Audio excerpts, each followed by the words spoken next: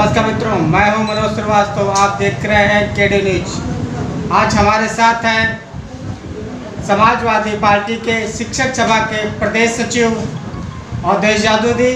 ये लखनऊ महानगर के प्रभारी भी है और मोहनलालगंज लोकसभा के भी प्रभारी है। इनसे बात करेंगे मोहनलालगंज सीट पर क्या चुनौतियां हैं। अब की बार समाजवादी पार्टी ने आर.के. चौधरी को टिकट दिया है। क्या आप मानते हैं कि आर.के. चौधरी को जो टिकट दिया गया है, समाजवादी पार्टी की क्या रणनीति और मोहनलालगंज का क्या माहौल है? सबसे पहले आपके चैनल को आपको बहुत बहुत बधाई। और मोहनलालगंज की जो बात है, आर.के. चौधरी जी को दिया है। इनकी ये नेताजी के भी साथ उन्होंने काम किया है। जब पहली बार 93 में समाजवादी और बहुजन समाजवादी सरकार मिलजुल के गठबंधन से बनी थी, तब बहुजन समाज पार्टी से पहले ऐसे शख्स से दूसरे नंबर पर ही शपथ लिए थे। तो यानी कि ये पहली पंक्ति के नेता हैं जिन्होंने अपने समाज अपने कैडर के लिए बहुत मजबूत हैं। आर.के. चौधरी कई बार मंत्री भी रह चुके हैं और मोहनलालगंज से विधायक भी रह चुके हैं। तो ये बहुत अच्छा चुनाव लड़ेंगे क्योंकि ये बहुत ज़मीन से है। यानी मूल रूप से जो रहने वाले तो शायद फैजाबाद के, यानी कि कर्म भूमि इनकी मोहनलालगंज, इसलिए पार्टी ने ये सब देख करके इन्हें टिकट दिया। जैसे कौशल किशोर जी हैं, मंत्री भी हैं और उनके घर से भी विधायक हैं। तो इसको देखते हुए जैसे पार्टी पहले सी.एल. वर्मा जी को लड़ाना चाहती थी, लेकिन सी.एल. वर्मा जी ने स्वयं प्रस्ताव प्रदेश कार्यालय में रखा था, जहाँ पर हम लोग सभी पदाधिकारी वहाँ शामिल थे कि आर.के. चौधरी जी का टिकट किया जाए, क्योंकि उनका जो व्यक्तिगत वोट है पहले से ही जुड़ा है। उससे पार्टी को बहुत बड़ी मजबूती मिल रही। जैसे रावत है, रावत जो पहले समाजवादी पार्टी में था और फिर धीरे धीरे भाजपा में चला गया, जिससे ये 2 बार से भाजपा की झोली में चली गई, लेकिन पुनः वही समाज सब पार्टी में धीरे धीरे आ रहा है, जिससे आर.के. चौधरी को इस सीट पर किसी तरीके कोई दिक्कत नहीं है। उनका चुनाव बहुत ही अच्छा जा रहा है और अच्छे मार्जिन से भी चुनाव निकला। भारतीय जनता पार्टी के वर्तमान में कौशल किशोर जो है मंत्री भी है और यहाँ से लोकसभा के प्रत्याशी भी है। कितनी चुनौतियाँ मानते हैं, क्योंकि लगातार 2 बार जो है लोकसभा चुनाव जीत चुके हैं और तीसरी बार हैट्रिक लगाने से है कि भारतीय जनता पार्टी की उम्मीद है अब की बार कौशल किशोर हैट्रिक लगाएंगे। और समाज में उनका जुड़ाव जो है, व्यक्तिगत जुड़ाव भी बहुत ही माना जाता है। काफ़ी 2 विधानसभाओं में एक में उनकी पत्नी खुद विधायक है और बाकी 2 सीट पर जो है भारतीय जनता पार्टी का ही प्रत्याशी विधायक है। तो कितनी बड़ी चुनौती मानते हैं कौशल किशोर से अब की बार? ये चुनौती तो है ही, ये तो हकीकत है, लेकिन जो प्रत्याशी हैं उनको इसीलिए ये मतलब दिया गया। जैसे कौशल जी का आपने जिक्र किया, कौशल जी जैसे कहा गया सत्ता पक्ष का विरोध भी होता है, तो कौशल जी के यहाँ कुछ ऐसे भी काम हुए जो पब्लिक को नहीं उनके साथ नहीं है। अभी जब मैं उनके गांव के पास गए थे, जो लोग उनके साथ रहते थे वो सारे आर.के. चौधरी के पास हैं। मतलब सब इनकी प्रचार भी कर रहे हैं और घूम घूम के कह भी रहे हैं। उनका विरोध भी है जगह जगह। हमें न तो कोई हिंदू मुस्लिम का मुद्दा है, न राम मंदिर का। यहाँ सिर्फ इस चुनाव सिर्फ जनता चुनाव लड़ रही है। अभी जब 13 तारीख को वोटिंग हुई थी तो मैं इटावा कन्नौज में रहा, मैंने वहाँ देखा। जैसे लोग कहते हैं कि यादव और मुसलमान की पार्टी है कन्नौज में, जबकि एम.आई. वोटर बहुत कम है। वहाँ मैं खुद रहा करीब 4 घंटा, फिर अपने इटावा गई। यानी वहाँ देखा हर जाति हर समाज का वोट समाजवादी पार्टी में गिर रहा था। वहाँ के सांसद सुध पाठक जी, उसका भाई और एक विधायिका, यानी ज़बरदस्ती वोट डलवा रहे। तो ये शिकायत मान ली जो चुनाव लड़ रहे राष्ट्रीय अध्यक्ष अखिलेश जी को 4 तारीख ने फ़ोन किया, तो वो वही सैपई में थे। सैपई से वो छबरा लोग आ गए। जैसे ही आ गए तो पूरे ज़िले में वहाँ हड़कंप मच गया और डीएम एसपी सब फ़ोन करने लगे।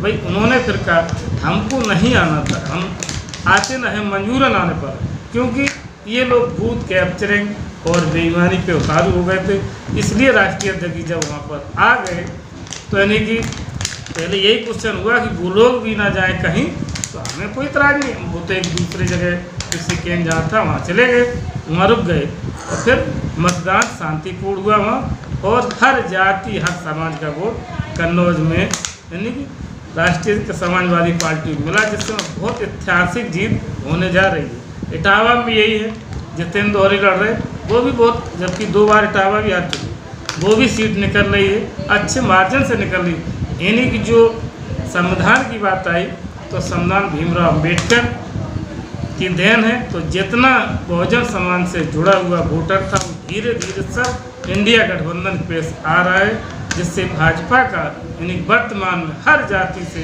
कुछ ना कुछ वोट छिटक कर 10% लगभग कम हुआ। इससे इंडिया गठबंधन बहुत आगे जा रहा है। यानी कि हो सकता है कि जिस हिसाब से भारतीय जनता पार्टी अभी तक 71, 64, 62 सीटें जीतती रही, कि यही इंडिया गठबंधन भी यूपी में सीटें ला सकता है। आज अब की बार बहुजन समाज पार्टी प्रदेश की 80 की 80 सीटों पर चुनाव लड़ रही है, और क्या नुकसान आप मानते हैं समाजवादी पार्टी को? बहुजन समाज पार्टी जो चुनाव लड़ रही है उससे मुकाबला त्रिकोणीय माना जा रहा है कि 3 तरफ से मुकाबला है, जिसमें समाजवादी पार्टी को कितना नुकसान हो सकता है?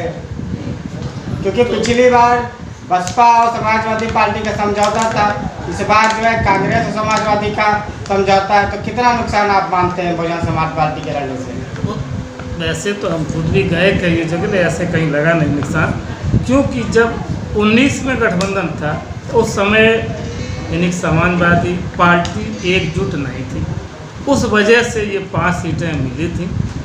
इस समय समाजवादी पार्टी एकजुट है और हर तरीके से मतलब हर मजबूती से लड़ रही है, यानी कि कुल मिला के जनता लड़ रही है, पार्टी तो लड़ ही रही है, हर जगह जनता आगे आके वोट कर रही है इंडिया गठबंधन को। इसलिए बहुजन समाजवादी पार्टी की जो बात है, 2 धुरंधर चुनाव है, इंडिया गठबंधन और इंडिया भारतीय जनता पार्टी। यहाँ यानी उससे कोई नुकसान इसलिए नहीं है क्योंकि जो बहुजन समाज का वोट था वो जान समझ चुके सब लोग, पढ़ा लिखाई तबका, कि मतलब बहन जी जो हैं ठीक नहीं कर रही हैं, इसलिए क्योंकि संविधान के नाम वो जो जिन्होंने जो नारा दिया है जगह जगह लोग बोले हैं बीजेपी के लोग कि हम संविधान ख़त्म कर देंगे, आरक्षण ख़त्म करेंगे, तो ये मैसेज सब जगह चला गया है। इसलिए जो भी दलित वोटर था, आदिवासी था, जितने भी समाज, सभी लोग इंडिया गठबंधन को वोट दे रहे हैं। इसलिए इंडिया गठबंधन वर्तमान में 3-4 चरण हो चुके,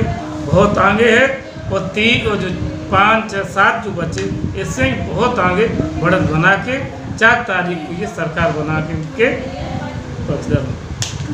क्योंकि भारतीय जनता पार्टी कह रही है कि 3 चरण का चुनाव हो चुका है। गृह मंत्री अमित शाह ने कहा कि भारतीय जनता पार्टी पा चुकी है, अब बाकी जो है 400 वोट अगर उसको मिलते हैं, 400 सीट पार होती है, तो समाज में जो है भारत जो है देश की तीसरी अर्थव्यवस्था बनने जा रहा है, और वह अपने काम के आधार पर भारतीय जनता पार्टी कह रही है कि 400 सीटें मिलती है तो देश जो है जो तीसरी अर्थव्यवस्था की तरफ बढ़ रहा है। इस पर क्या कहेंगे? काम तो भाई किया नहीं, जैसे भी 400 को नारा देते तो हमें तो ये लग रहा है कि वो 400 हार रहे, शेष बची वाला जीत जाए। काम धरातल पे किया नहीं। देखो पहले बोला था जब आए कि 15 लाख हर एक के खाते में पैसा जाएगा, ठीक, किसानों की आय दुगनी हो जाएगी, तो ये कई उन्होंने ऐसे मुद्दे बोले और कोई काम किया नहीं। न तो किसानों की आय दुगनी भाई और न 15 लाख किसी के खाते में आए, नौजवानों को रोजगार नहीं है, और अग्निवीर की है वो 4 साल की कर दी गई। तो इसलिए हर वर्ग में, चाहे नौजवान हो, चाहे व्यापारी वर्ग हो, चाहे किसान हो, सभी लोग भारतीय जनता पार्टी के समय परेशान हैं। सब जनता ने मन बना लिया है कि अब की बार परिवर्तन बहुत ज़रूरी है। इन लोगों का जो हमेशा हिंदू मुस्लिम करके वोट ले लेते थे, अब की बार ऐसा कोई मुद्दा न है पब्लिक में, न कोई चल रहा है। सीधे सीधे इंडिया गठबंधन को वोट हर जगह मतदाता शांति से डाल रहा है। आखिरी क्वेश्चन, मोहनलालगंज विधानसभा लोकसभा सीट पर के मतदाताओं से आप क्या कहना चाहेंगे? हम यही अपील करेंगे कि ये पहले भी समाजवादियों की सीट रही है, कई बार सांसद रीना चौधरी रही, जयप्रकाश रावत रहे, सुशीला सरोज रहीं, इन्हीं कई बार ये समाजवादी मजबूत सीट ये रही है।